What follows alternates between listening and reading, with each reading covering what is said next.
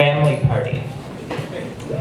It's September 2014. I'm 21 years old, and it's one of the last days in Berlin. I've been here all summer conducting research, and I've been interviewing a lot of trans people about their body image, which has been really cool, and I've only been hanging out with trans people all summer, and that's been awesome. I came out as trans as less than a year ago, which has been pretty fucking hard, but also pretty great in a lot of ways, and I'm still kind of floundering a lot, but less than before.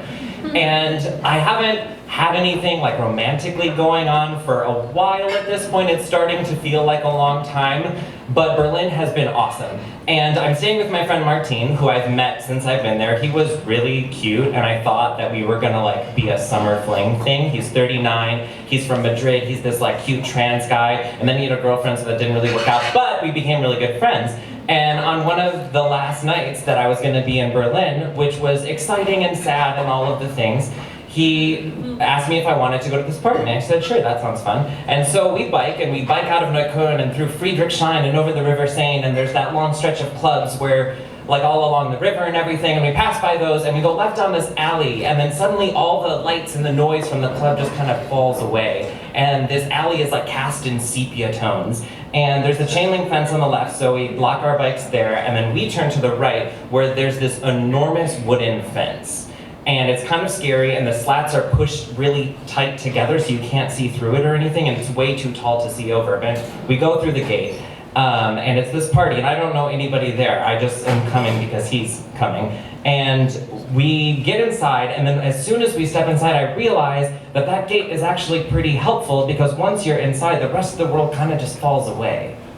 And we're in a backyard, although I still couldn't tell you to this day what it was the backyard of. I know that at one point I go to pee inside of a building, but for some reason the building only existed as a bathroom in my mind and nothing else. And it was really just this backyard. And it was this magical place where these trees, and they had all these lights strung up in them, and those were really beautiful, and there was long furniture and tree stumps to sit on and everything. But the main attraction was this big trailer that was fabulously painted, and that's where the party was happening. So we go up inside this trailer, and there's this cash bar on one side, there's this potluck on the other side that's donation based, because this party is not just like any other party, it's actually a fundraiser for Martine's friend's top surgery. So for those of you who don't know, a lot of trans guys, but not all, go through top surgery or a double mastectomy to reduce their chests.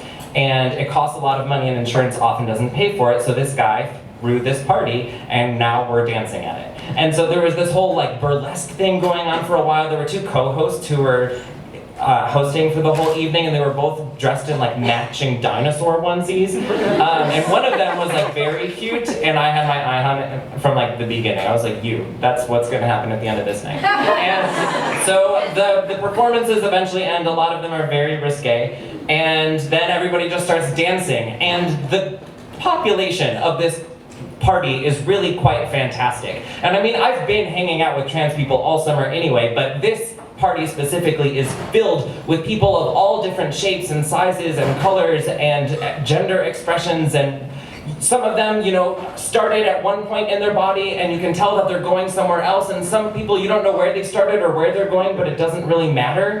And at one point, it gets to be really, really hot inside this trailer, which is also kind of in this magical Harry Potter way, much bigger inside. And so I go and I step outside, and I sit down on a stump, and I'm like, whew, gotta cool it down. And then Martin is sitting there, and he's pretty plastered at this point, and the trans guy whose party it is walking by, topless, with these two breasts that he really desperately needs to get rid of. And he has a tray of tequila shots. And he's walking around with them and serving them to people for €1 or $2 or whatever. And he's got a little salt shaker, and he puts the salt on his nipple. You lick the salt off his nipple, and you take the shot. And I watched Martin do this. And partially because he's drunk, and partially because he's clearly handled a breast before, he's very good at this. And I do not partake because I'm kind of low on cash. But I go back inside with this sort of newfound understanding of possibility, of that there's this guy who can exist behind this crazy wooden gate and just be himself, even in a way that doesn't fully make him happy, but in this context with this group of people, he is happy. And he can let people fondle these parts of himself that he needs to get rid of, and it doesn't matter. And I go back in and I dance, and I'm stripping off my clothes, and everybody's stripping off their clothes, and everybody's dripping in sweat and having so much fun. And the dinosaur onesie guy is no longer wearing a dinosaur onesie. And at the end of the night, I go home alone again, and I bike all the way back to Neukölln at 2 in the morning by myself. Martine gets really, really drunk and sleeps until like 4 p.m. the next day, much to his lover's chagrin.